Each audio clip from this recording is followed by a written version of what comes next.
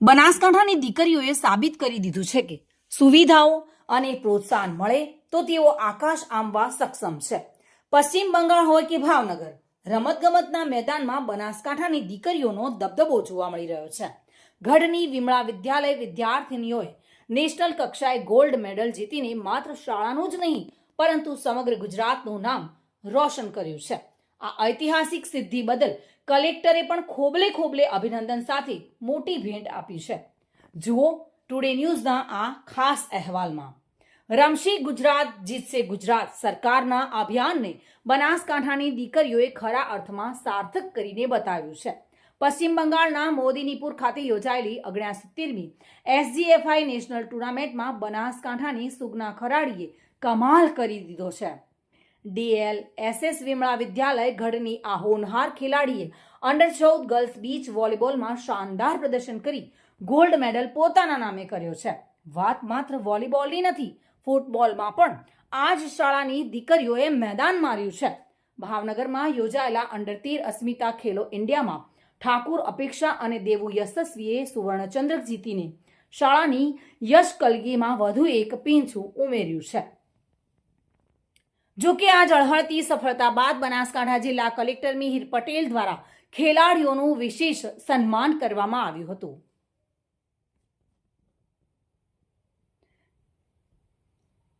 આ સન્માન સમારોહમાં ડીસાના માજી ધારાસભ્ય અને હાલ બનાસકાંઠા ક્રિકેટ એસોસિએશનના પ્રમુખ શશિકાંત પંડ્યા, પાલનપુર તાલુકાના પ્રમુખ રમેશભાઈ પટેલ સહિત ભાજપના અગ્રણીઓ ખાસ ઉપસ્થિત રહ્યા હતા અને દીકરીઓને પ્રોત્સાહિત કરી હતી. આ સફળતા પાછળ એક મજબૂત વિઝન પણ કામ કરી રહ્યું છે. હાલ વ્યવસાય અર્થે ન્યુયોર્ક સ્થાયી થયેલા NRI અને વિમળા વિદ્યાલયના ચેરમેન કુમારભાઈ ઝવેરીએ 7 સમંદર પારથી આ દીકરીઓને અભિનંદન પાઠવ્યા છે.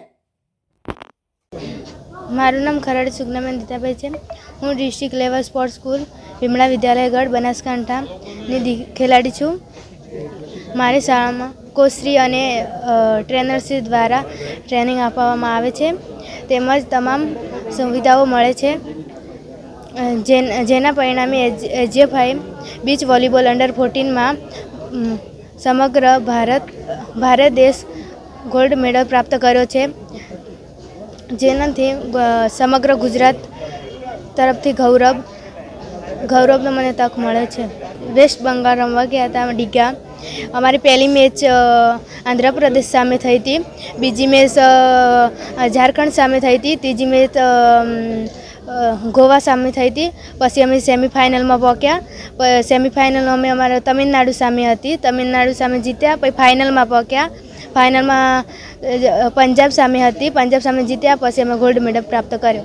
આજરોજ આપણા સ્પોર્ટ્સ ઓથોરિટી ઓફ ગુજરાત દ્વારા ચાલતી ઇનસ્કૂલ DLSS દ્વારા જે આપણે સુગનાબેન ખરાડી છે તે આપણા નેશનલ ખાતે ગોલ્ડ મેડલ મેળવ્યો છે. બરાબર, એમના થકી આપણે ગુજરાતનું નામ રોશન થયું છે, સાથે સાથે બનાસકાંઠા જિલ્લાનું પણ નામ રોશન થયું છે.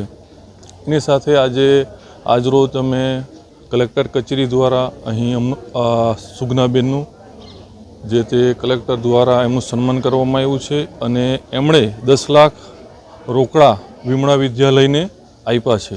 એ બદલ હું કલેક્ટરશ્રીને ખૂબ ખૂબ આભાર માનું છું. અંડર-14 વોલીબોલ સ્પર્ધા વેસ્ટ બંગાળ ખાતે યોજાયેલી, એમાં અમારી વિમળા વિદ્યાલયની DLSS સ્પોર્ટ્સ સ્કૂલની ખેલાડી ખરાડી સુગનાએ ભાગ લીધેલો. એમાં ભારતની 28 રાજ્યની જે ટીમ હતી એમને ભાગ લીધો હતો અને એમાં અમારી જે આ દીકરી છે ખેલાડી એને ગુજરાતનું પ્રતિનિધિત્વ કરીને ગોલ્ડ મેડલ પ્રાપ્ત કર્યો છે. આજે કલેક્ટર સાહેબશ્રીએ અમને અહીંયા બોલાવ્યા અને અમારા ખેલાડીઓનું સન્માન કર્યું.